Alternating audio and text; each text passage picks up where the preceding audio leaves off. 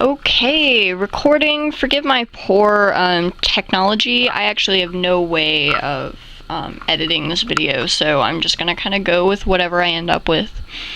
I read An Almost Perfect Afternoon by Rick Butler.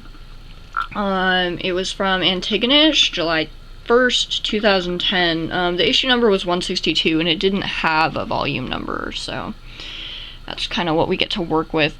What actually attracted me to the story in the first little bit was that it was filled with this kind of youthful and mysterious sort of subtlety. There wasn't really anything necessarily strange happening, but the point of view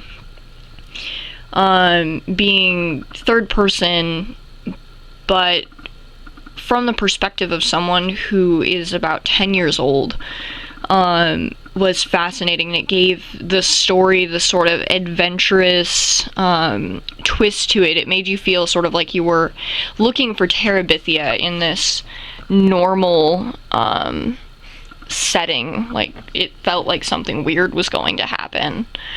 And so here's my depiction of our characters, which I thoroughly enjoyed. This is the little boy, his mom, and her friend, all key characters in the story. And as you read, you kind of come to wonder what on earth this strange figure from his mother's past is up to. And just, she has these little tics and quirks that the author explains very well, and I thoroughly enjoyed that to the story.